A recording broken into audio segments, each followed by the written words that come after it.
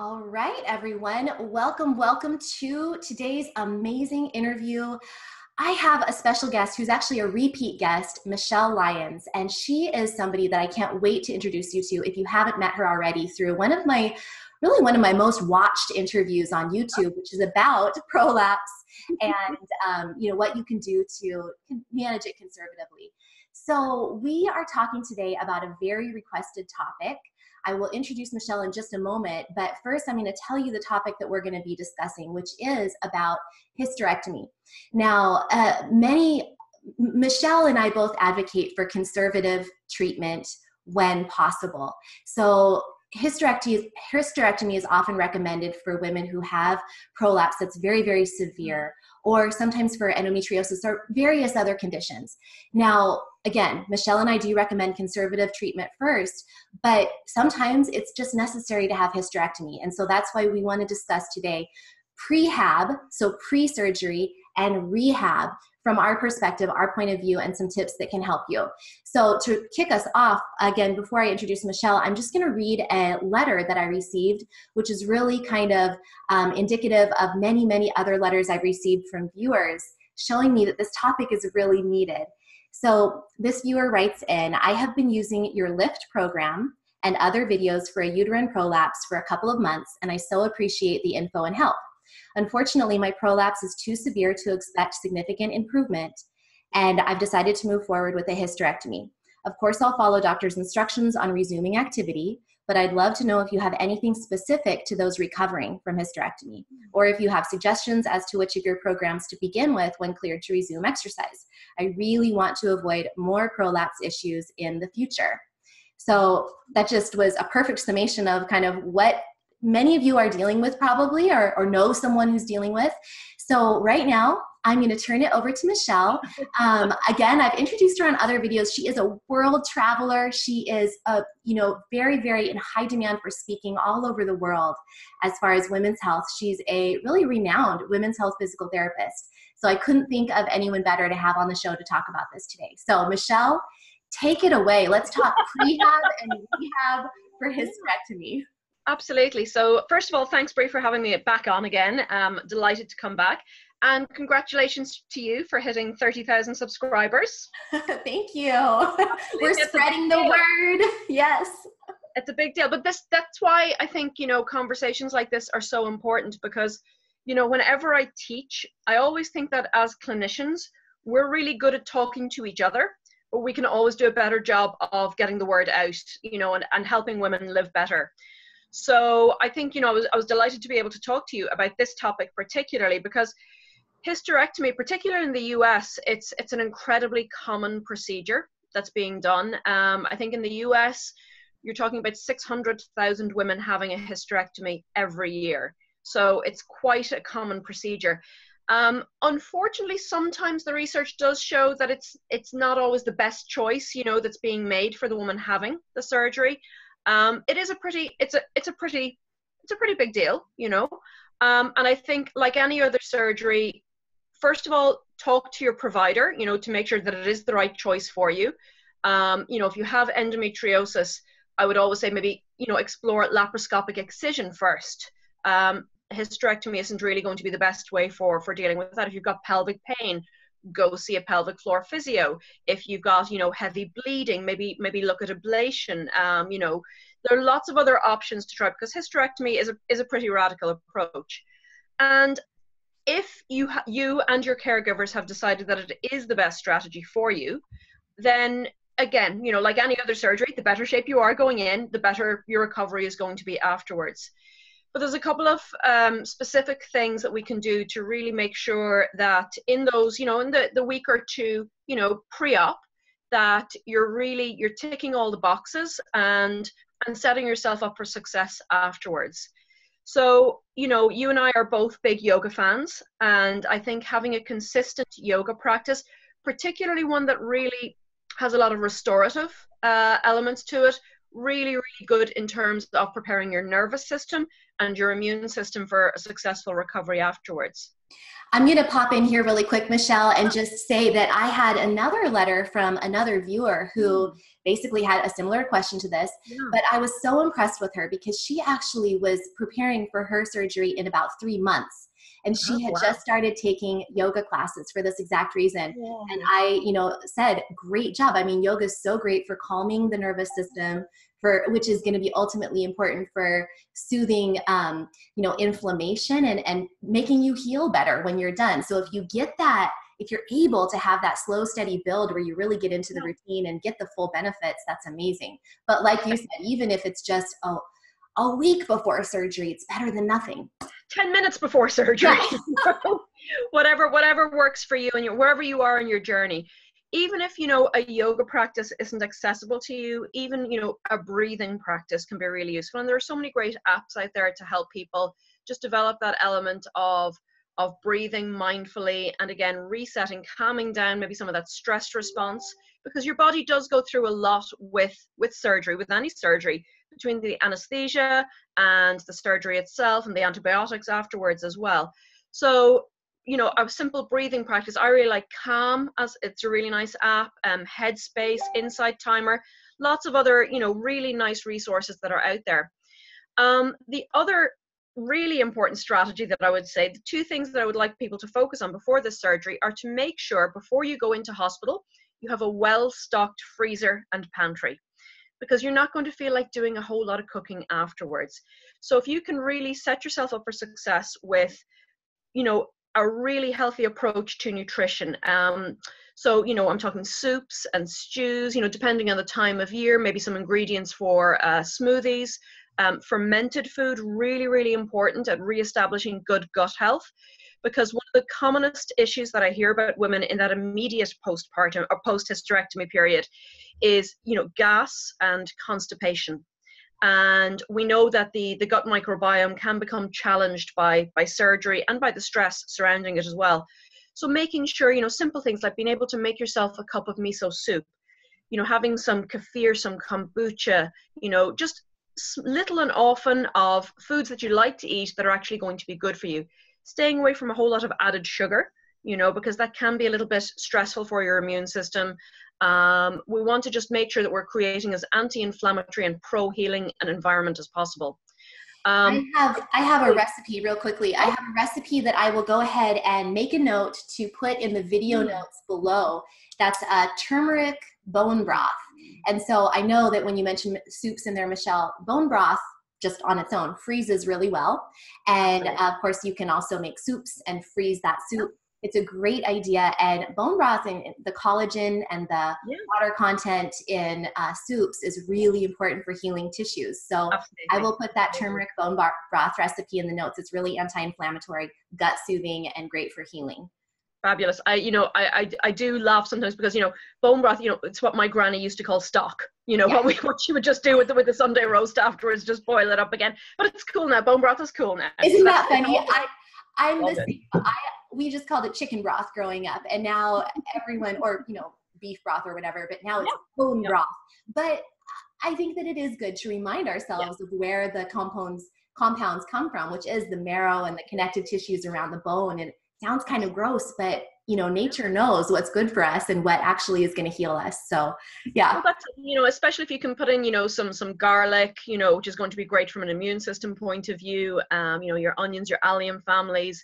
I think just to make it taste good is also quite important as well. So it's all about being good to yourself afterwards. One of the issues that a lot of women face in those first few days post-op, whether particularly if it's laparoscopic actually, but even with open hysterectomy too, is a lot of post-op gas. And actually the research shows that there are two really simple strategies that you can do to minimize that post-op gas. One of them is chewing gum. We've actually got research showing that chewing gum post-op is great. I love chewing gum. That's great. There you go.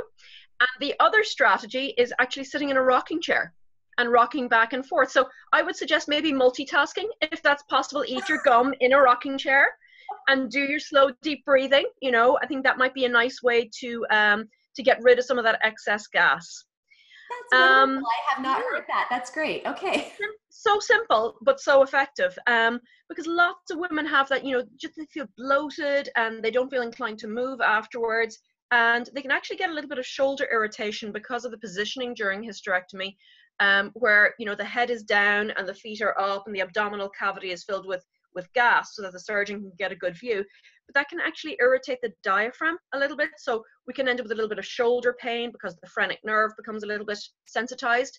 So just to try and get the gas moving down and out, to get some slow, deep breathing exercises going again, to make sure that you're reconnecting the diaphragm to the pelvic floor, and that you're practicing, the pelvic floor contraction before you go from sit to stand, before you, you're not going to want to be picking up a whole lot of things from the floor or or things like that. But anytime you're transferring, standing up from the toilet, getting out of bed, getting out of the car, that you're just taking that split second to do a little contraction of the pelvic floor as you're standing up. And that's going to help brace and support the pelvic organs, and again, just restore good bladder and bowel health as well moving forward.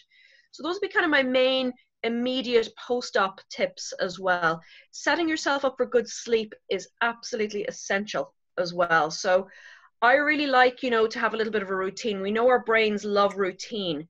So if you can get into the habit of good bowel health and good sleep health before your surgery, that's really, again, going to be so helpful for restoring you back to full health after your procedure. So we know that our brain, within our brain, our olfactory system is very much, connected to our limbic system, our emotional system, and just that sense of habit. So maybe putting a couple of drops of lavender on your pillow, getting into bed, avoiding screen time for those last couple of hours before bed, getting into bed, have nice warm feet. Bed socks are essential. There's nothing worse in this world than cold feet. So a nice pair of fluffy bed socks, getting into bed, practicing your slow, deep breathing, and really trying to set that up as a habit before your surgery. And then when you wake up in the morning, before your surgery, we want to try and get into the habit of reminding our bowels that it's okay, we want to go every day and empty out, and it's going to be a nice peaceful transition. So doing some abdominal massage in the morning. Again, I like to use, an essential oil again, because that sense of smell can really trigger the whole cascade of events then within our body. And there are certain oils, which I'm sure you can talk about with far more expertise than I can, that are going to be particularly helpful for digestive function. I love fennel and I love peppermint. I mean, those are my two favorite to use. I was just going to say, if I can pop in real quick, there is a blend called Digest Zen that contains peppermint and fennel, and that's a great one to use for abdominal massage.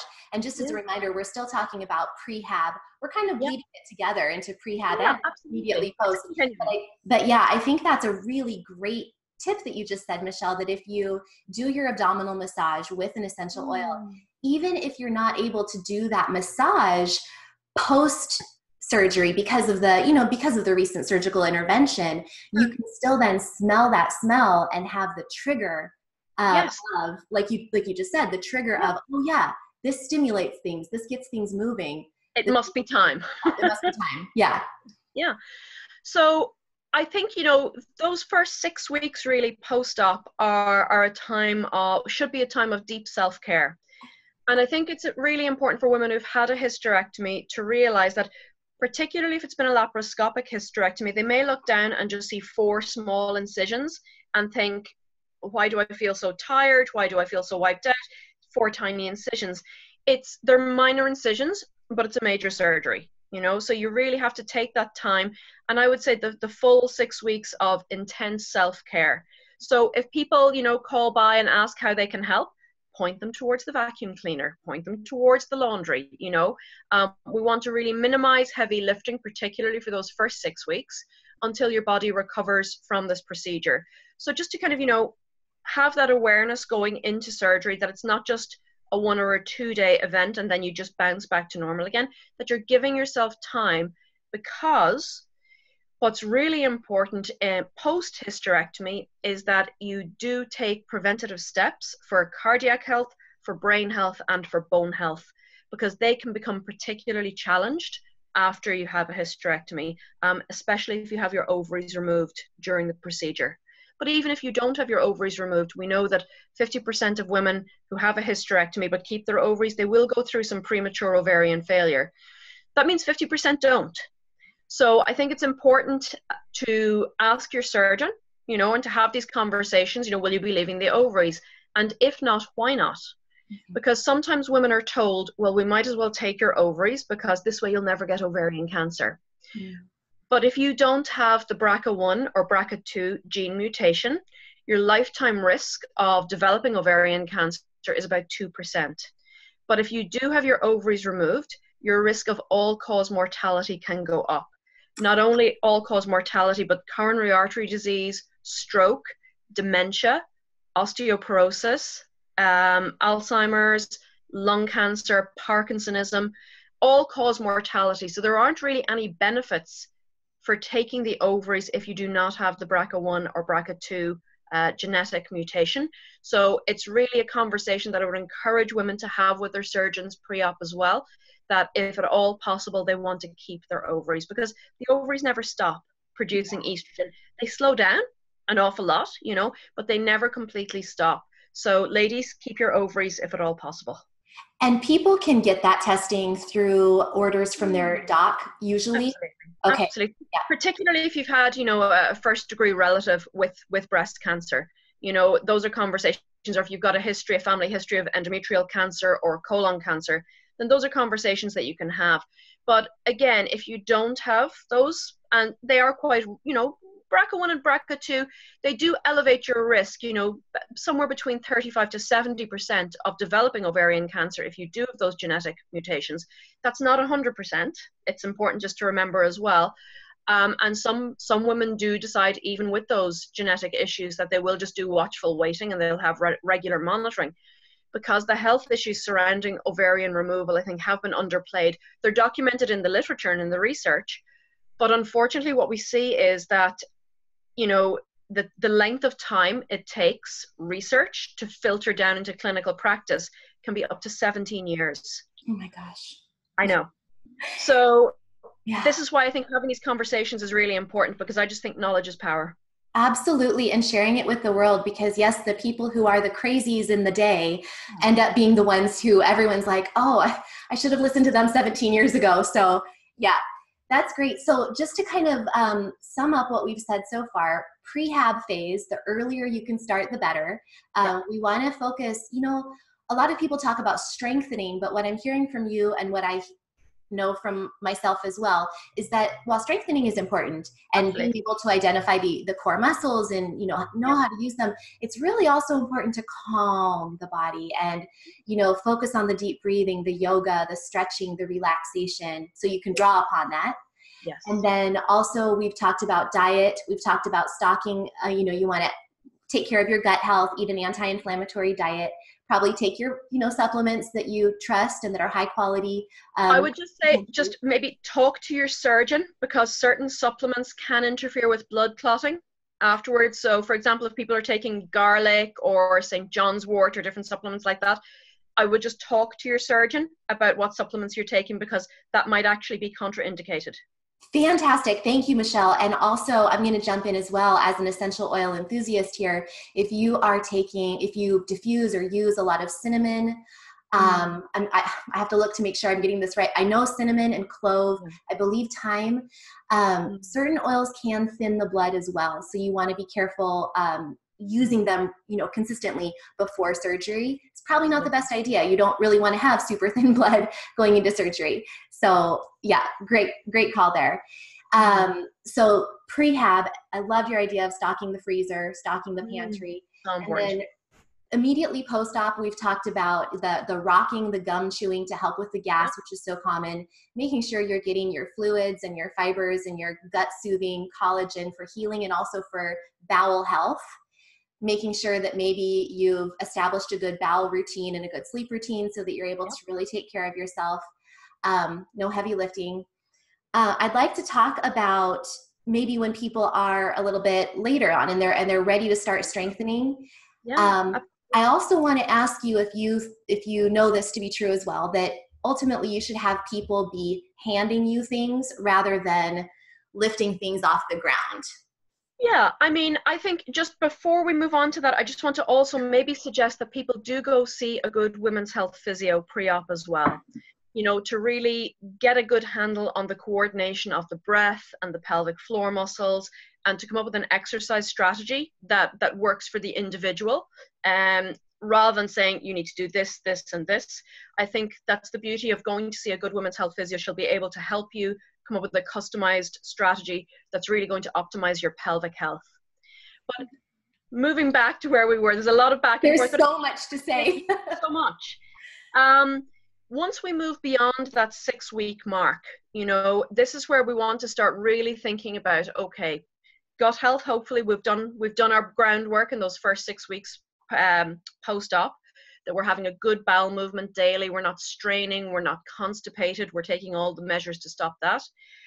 This is where we want to start moving into more of a graded exercise strategy.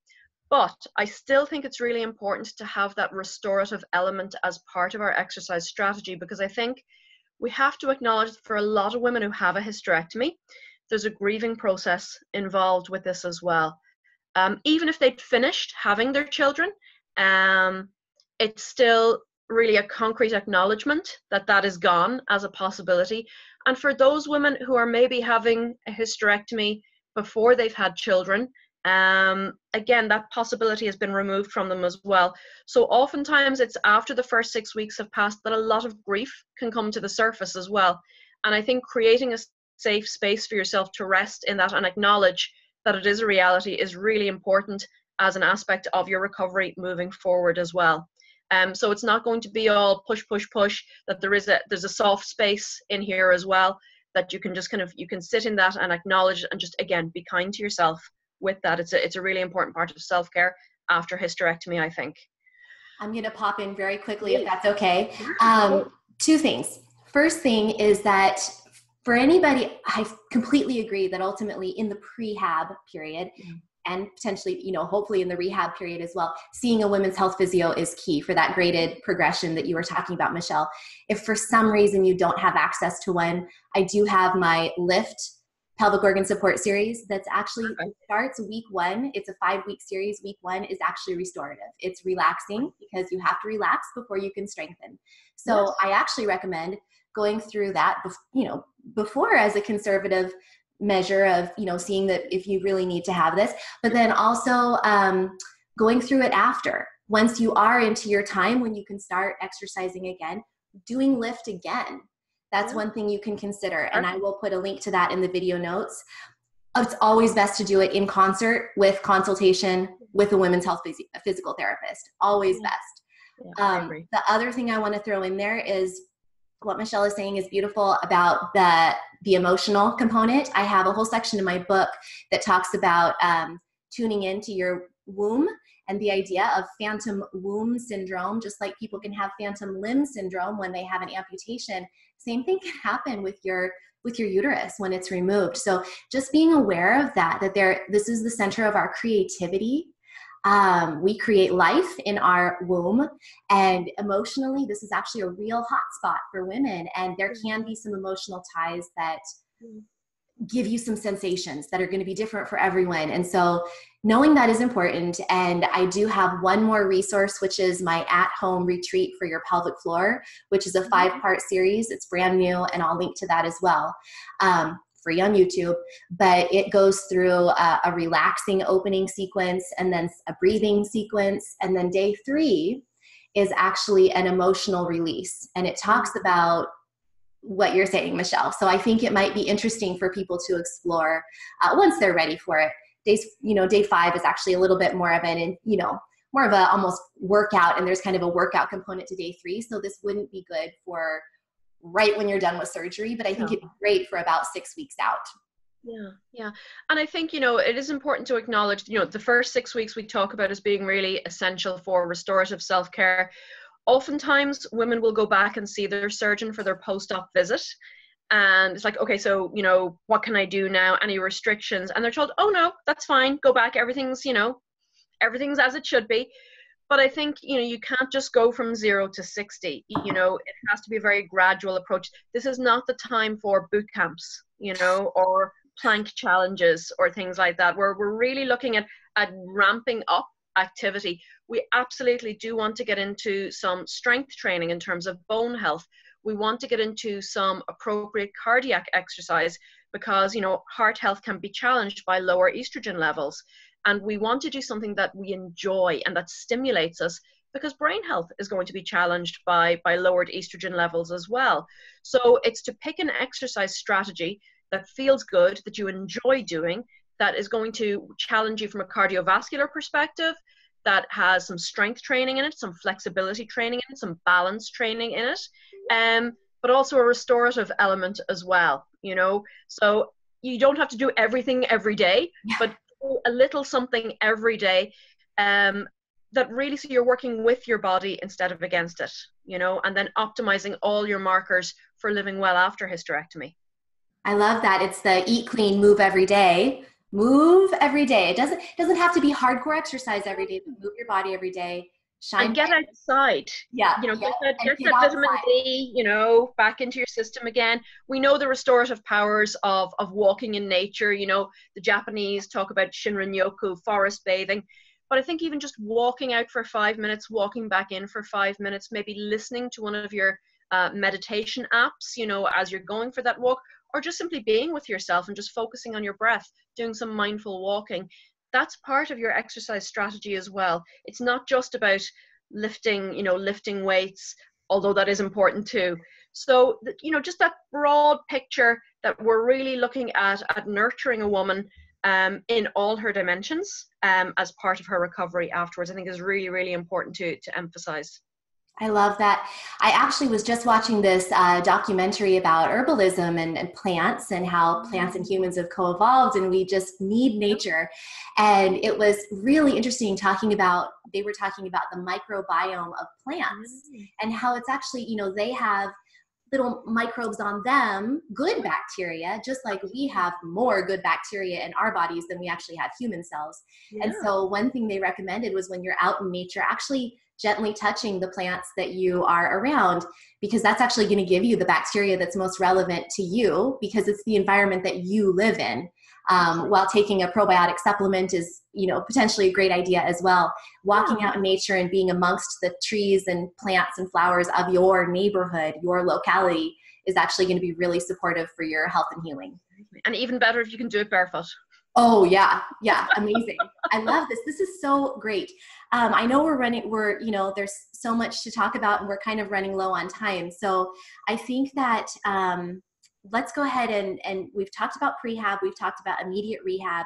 We've talked about, you know, about 6 weeks out, we're getting back into everything. The last thing I really want to touch upon is that lifting. Yes. Just maybe any last clarifying words. How long do you think people need to have people handing them items like boxes or groceries? And when can they really start going back to the gym and lifting maybe heavier weights if that's something they want to do? Sure, absolutely. And the thing is, I would never tell somebody not to exercise, but it's not about what exercise, it's about how you do it. Because we know that going from sit to stand actually raises more pressure than lifting a 20-pound weight. You know, we have that in the literature. So this is where I think having an individualized approach can be really useful. So going to see a physio, if you're in the UK, go see one of Jenny Burrell's holistic core restore coaches. Jenny and I have developed a program for clinicians called Optimal Health After Hysterectomy, and really to spread the word that women do need to do some strength training afterwards. I would say probably, you know, gentle lifting that's going to target upper limb, that's going to target hip strength, that's going to target spinal extension. Those are the hot spots when it comes to bone density and bone health. But it's about managing the pressure with the breath. So any exercise that you're doing or anything that you're lifting where you have to hold your breath to do it, it's too much for you. Yeah. Okay. So if you can breathe through it and you've got a good strategy and you haven't any pain, you know, really by that 6 to 8 week mark, I would like to see women transitioning into light lifting. But, you know, if you've had a hysterectomy for prolapse, you have to be sensible. You know, there are laws of physics, you know, out there, and we have 3 openings in our pelvic floor. And if you've had a hysterectomy for prolapse, that is an indication that there has been some lengthening to the fascia and connective tissue in your pelvis. And with the best will in the world, you can strengthen the pelvic floor as much as you can. But, the fact is that there has been an issue with the fascia. So from prolapse is always easier to prevent than it is to reverse. So, this is not a time in your life when you want to start moving heavy sofas, or lifting heavy boxes. Making sure that you have good upper body strength and good glute strength is essential for functioning in this world.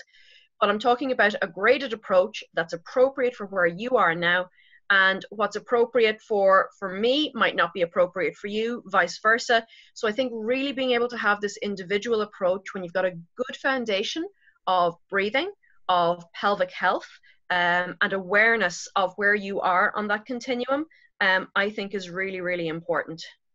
I agree. And just to reinforce, I hate to feel like I'm selling something, but I'm not. It's free. My Lift Pelvic Organ Support series is going to give you some basic information about that breathing strategy, the exhaling with exertion, just kind of getting in touch with the pelvic floor and the diaphragm connection. So I do recommend going through that information if this is totally unfamiliar to you. But as well as that free, I love in your program, there is a good amount, the spinal extension exercises that we see as a really important part of a yoga strategy. Those have been shown to be effective in terms of not only halting bone loss, but actually even potentially reversing it. So just because it's yoga doesn't necessarily mean it's too gentle to be effective, because you're using your own body weight as resistance. Mm-hmm. And I think, the other benefits in terms of improving trunk mobility, that's been shown to reduce arterial stiffness. So there's going to be some benefits in terms of cardiovascular health. Because of the focus in yoga of breath work, we're going to calm down the stress hormones. We're going to boost our immune system. So I really think yoga is a really good foundation for strength training. And to have that element of consistency using your Lift program, I think it's a really good resource for women to have. And then, you don't have to go to the gym to do it. You don't have to go somewhere else. It's with you all the time. Exactly. And then the other one I would say, just to wrap up from my end, is, is walking, which we've already touched upon. But I just think that walking, I do know, Michelle, what's your take on, is there a time that's too early to begin gentle walking? My take would be no. Okay, good. I'm glad we're on the same page there.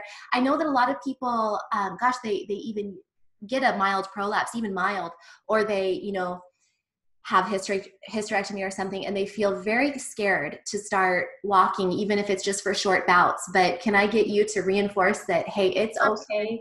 Yeah. The first 2 or 3 days, you're going to be taking it easy post-op. But just in terms of the benefits from a bowel health perspective, if you've had a hysterectomy because of a significant prolapse, the benefit of walking and the decrease in constipation are going to be one of the best things that you can do for yourself. So even if it's just walking out for 5 minutes and back in for 5 minutes, or walking out for 2 minutes and back in for 2 minutes, start where you are, listen to what your body is telling you. But, that very gentle approach, it's going to help your circulation. It's going to be good for your lymphatic system. It's going to be good for your digestive system, and it's going to be good for your mental health as well. So slow, gentle, start where you are. Listen to your body. If there's any pain or you're feeling breathless, back off, but you are the expert on you, so be a student of your own body, listen to what your body is telling you, listen and obey, that would be the important message, wouldn't it? And really just be kind to yourself. Lorimer Moseley, who's a giant in our field, when it comes to the brain and neuroscience and pain education, would always say, when we're talking about chronic pain, do a little bit more every day, but just a little bit more. Don't go from 0 to 60. We're looking at a very gradual return to function and to health.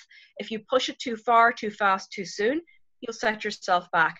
But gradual steps, a little something every day, no heavy lifting, until you're at least at that 6-week mark, and then only then, with the supervision of your women's health physio, holistic core restore coach, someone who understands the procedures that you've been through and how a woman's body works. Yeah.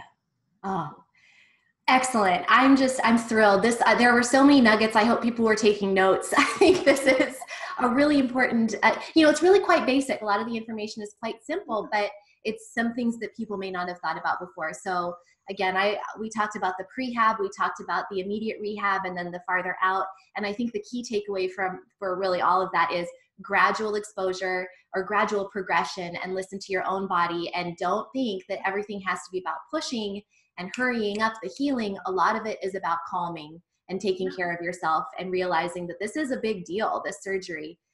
Taking out a whole part of your body. And so one of the puzzle pieces. And so in order to prevent the surgery from failing, it's actually extremely important to have that bowel health, to have all of the components that we've talked about. Definitely. Yeah, this is great.